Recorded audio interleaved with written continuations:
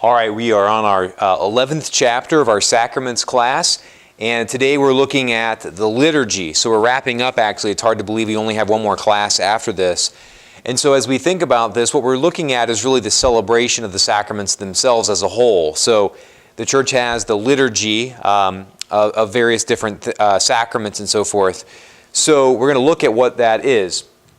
As we think about the word liturgy, the definition of it, I think, is super important. You might have heard that word liturgy before, the liturgy of the Mass or the divine liturgy, etc. But I don't think a lot of Catholics know what the definition of liturgy is. The definition of liturgy is the work of the people, right? The work of the people. And I think that's super important because we're going to dive into exactly what this definition means.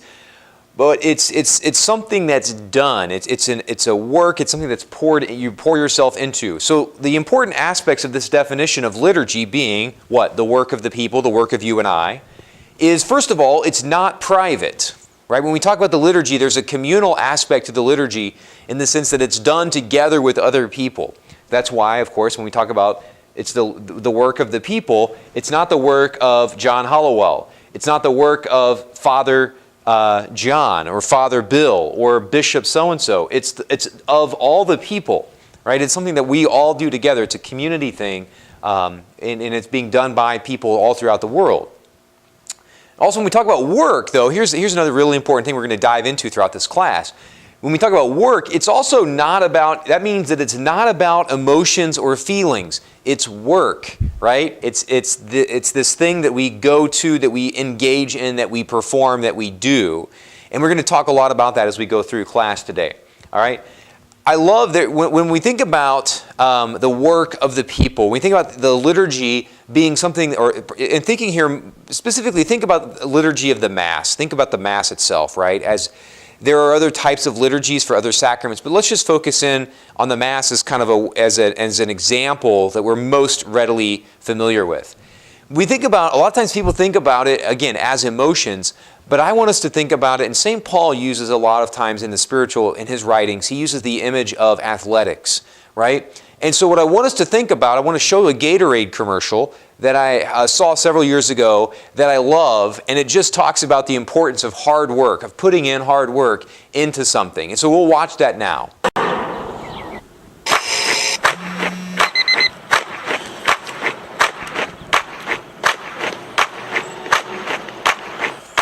Hard work, work. There you go. Hard work, work. Everybody doing it right. Hard work, work. That's what you say. Hard work, work, work. Earn my pay. Hard work, hard work. Do it every day. Hard work, work. Up on the street. Hard work, work. You go and earn my pay. Hard work, work. Boots on and lace them up. Hard work, work. Another day to work. Hard work, hard work. That's what you say. Hard work, hard work. I earn my pay. Hard work, work. Everybody doing it right. Hard work, hard work. Do it every day. Hard work, work. Get up, go on the street. Hard work, work. Go and earn my pay. Hard work, hard work. That's what you say. Hard work, work. When we think about the liturgy, I think that's a great example, a great analogy, or images, right? We think about sports, and no one questions the idea that we have to put in hard work in order to be a good athlete, right? We have to put in hard work to be great in the theater. We have to put in hard work over and over and over again in order to be a great student, right? And yet so often we want faith, and a relationship with God. We want God to do all the work. We expect or want it to be done on our terms. And God has very good reasons. It's not that God is just mad, but God has very good reasons for saying, no, this has to be done on my terms. And so for you, what you'll have to do is you'll have to approach it as, in one way, you'll have to approach this notion of the Mass and the liturgies, the other liturgies of the church, as something that requires work from us. And once we do that, then it starts to click, right? But until that's the problem, right? And so we'll get into that in just a minute, but let's talk a little bit about what is called from us. What is this work that we're called to do when we gather together as the people of God, right? And again, I love, do you think about that as work, right?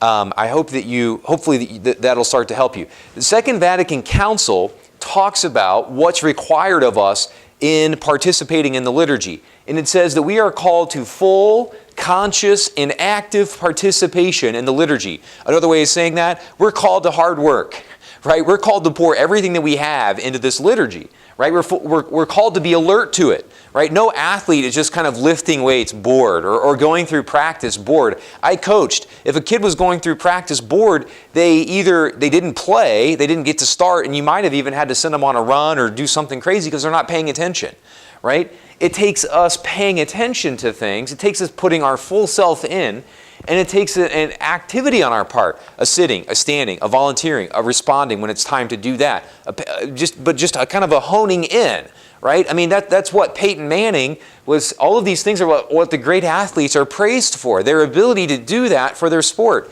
And what I'm putting forward to you is that until you do it that way, you won't get what's happening at Mass. Mass won't make any sense to you. You won't appreciate it until you start to put yourself in full, consciously, and actively into what's happening. Okay?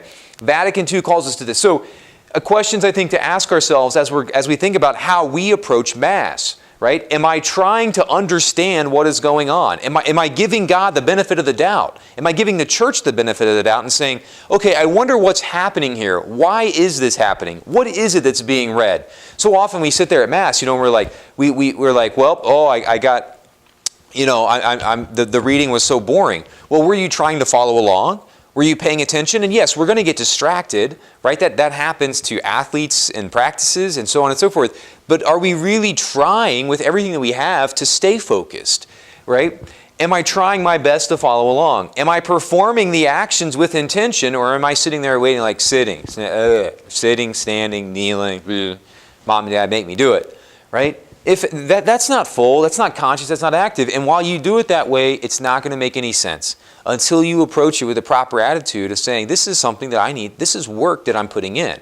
Now we're going to talk about it. It's not just a job, right? We're going to talk about that as we go on. But the first aspect of it is to understand that it's work, right? That it is something that requires energy of us. And I think so many people that walk away were like, oh, that was so boring.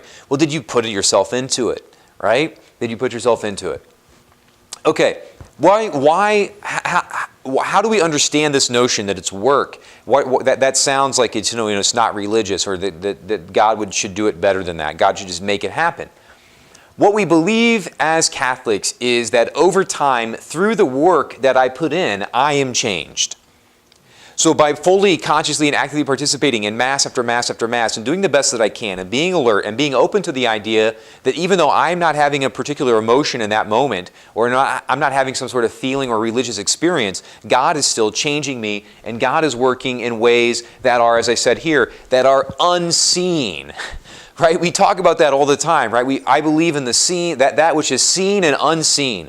God works so often in unseen ways, right? He works in unseen ways, and yet we want it to be all seen. We want it to be all out in the open. We want to feel it all every moment, anytime. We're like, oh, I want to flip the religion switch and just feel it all of a sudden. Well, God doesn't work that way all the time, right? Not because God wants to punish us or make us earn it. He's just trying to draw us out of our sort of selfishness toward a better understanding of who God is and a better understanding of ourselves to make us holy. This is super important, right? As I think about all of these things, the Mass is a saint-making machine.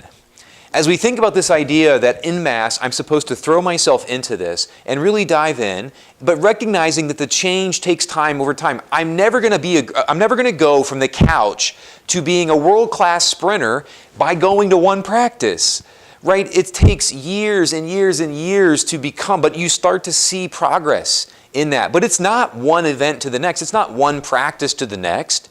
Right? When I was coaching, we'd have a great practice one day, and then we'd have a bad practice the next day, and then we'd have a couple good practices in a row. We'd have a good game, but over time we became great teams, right? But so that by the end of the season, after practice and practice and practice and game after game after game, we were then ready for the playoffs, which were really what we were preparing for all along.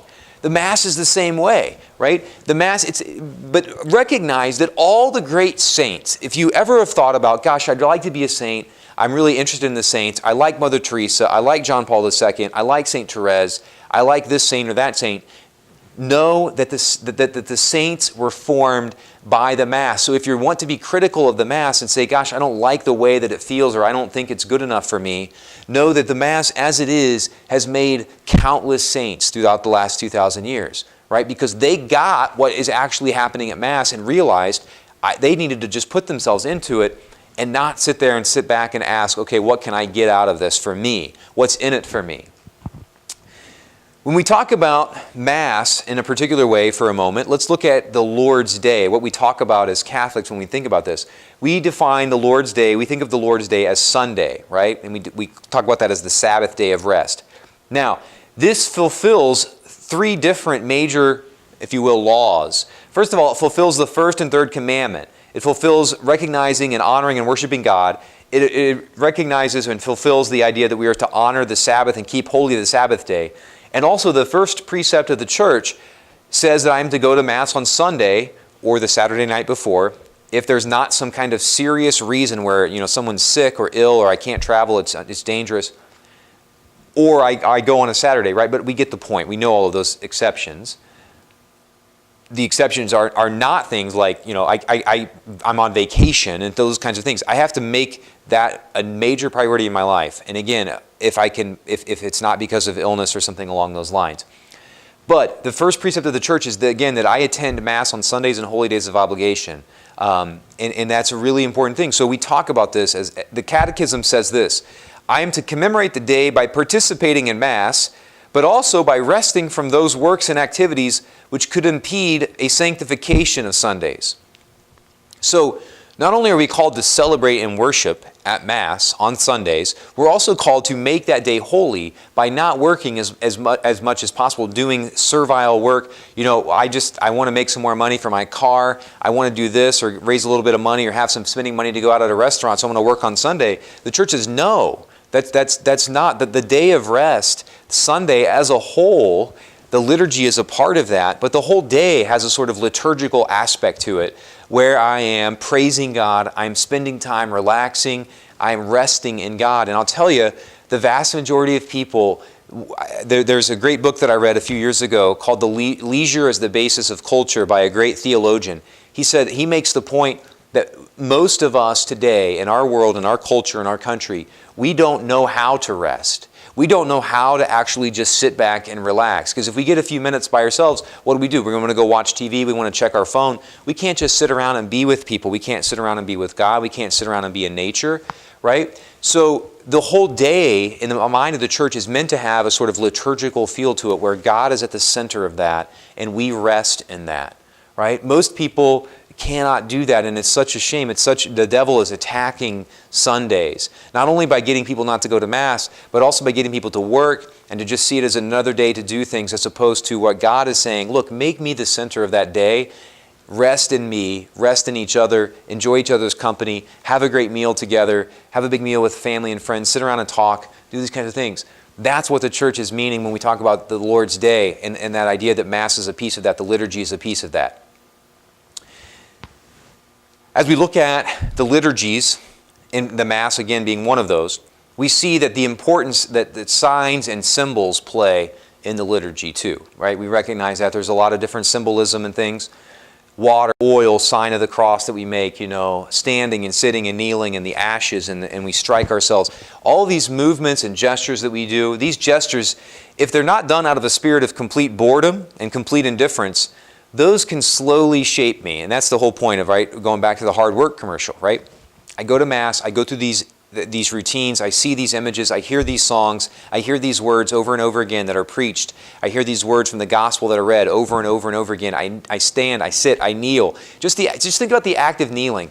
The act of kneeling isn't just something that I do. It also teaches me as I'm doing it that I'm bowing and kneeling before God. So that's not just motions, but I can do it out of the spirit of, oh my gosh, I'm completely bored, etc. But we're called not to do that. Okay, when I think about this is something that we hear all the time, and I think it's really important to address here at the end. Okay, we hear that people say the Mass is boring.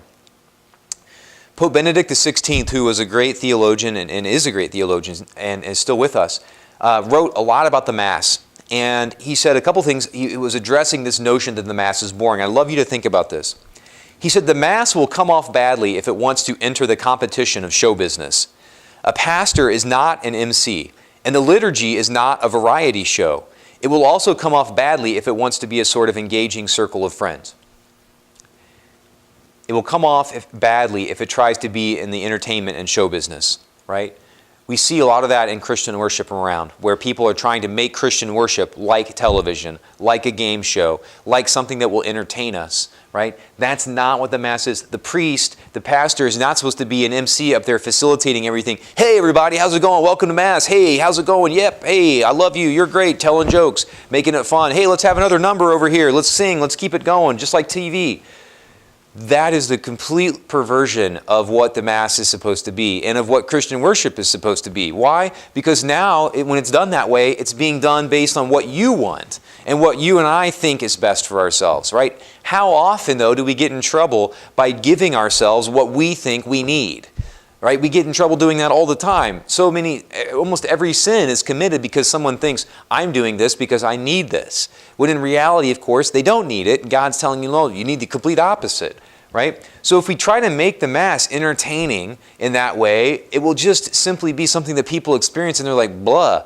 But when you see Mass done where it's focused on God and it's about coming together and we're all coming together and we're all worshiping God and we're all standing there and everything that we do at Mass is not geared towards the priest, is not geared towards entertaining anybody in the congregation, but is about praising God. Everybody that sees that, particularly people from the outside, when they come and visit a Mass where it's done that way, people will say, there was something different here.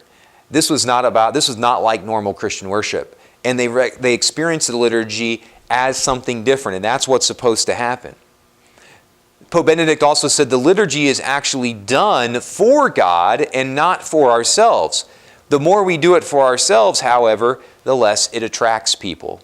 So if I'm out there doing Mass, or if we're celebrating Mass as a community or a parish, and we're making it about us and what we think we need and what we think we want, right? It will just simply not attract people. Because people will come to that and they'll be like, if you're just trying to entertain me, I can be entertained watching TV, I can be entertained staying home and watching the football game, I can be entertained in millions of ways on Netflix.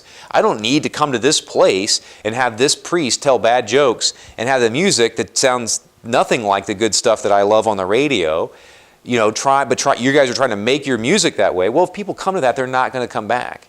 Because they're like, I want something different when I'm going to approach the living God and worship God. We, as people, God knows this, and the church knows this. That's why the liturgy has come to us over 2,000 years, being shaped by the church and given to us by the church. The church knows what we really need and what will really change us and what will really make us into saints over the course of our lives, right? And so we can't settle for, gosh, I don't feel it in this moment or that moment, right? That's not what it's about. And just, as long as we make it that way, it's about us. You know, again, asking the question, how does God want to be worshiped? Well, the church tells us that, right? And God tells us that. He gives pretty clear instructions throughout the Bible about how He wants to be worshiped, about the best way to do that. And He gives us, and the church has taken those instructions and continued to use them in how the Mass is set up. You know, think about it. Nobody goes to a 7-year-old and says, you know, I'm not coming to your birthday party because I don't get a lot out of it. Think about that. Let's say you had a friend down the street who's 7, and you went to that kid and you said, hey, I know you're having a birthday party, but I don't want to come because I don't get a lot out of it. That would be insane, right? But that's what so many of us say about Mass, right? Who are you at Mass for? Are you at Mass to praise God, or are you at Mass, first and foremost, to try and get something about what it is that you feel like you want in that very moment, right? We've got to make it about God, worshiping God, because when we do that, then we get what we really need. We are the ones that are changed over time when we think of it as giving God what God is asking for. Okay? The church has, and the liturgy has very, very specific there's instructions and so forth, a history about music, what kind of music helps draw us closer to God. There's architecture that helps draw us closer to God. You know, it's not about the personality of the priest. It's not about hanging out with my friends, although I am drawn closer to my friends and community when I go and first of all worship God. All these things are given to us, and we find what we're looking for when we make it about God and not about us. And so that's the real challenge for us, okay? So the questions, as we think about the liturgy, as we think about the work that we're called to do in the liturgy, that God is asking of us and inviting us to engage in, I just have two questions today. What is the definition of liturgy? So how do you define liturgy? We talked about that at the beginning. And then the second question, I'd just like you to write a couple sentences about that. When someone tells you they went to a Catholic Mass once and it was boring, what would you say in a few sentences as a response to that? So if someone tells you Mass is boring or that they don't get a lot out of it, what might you say to them in response to that?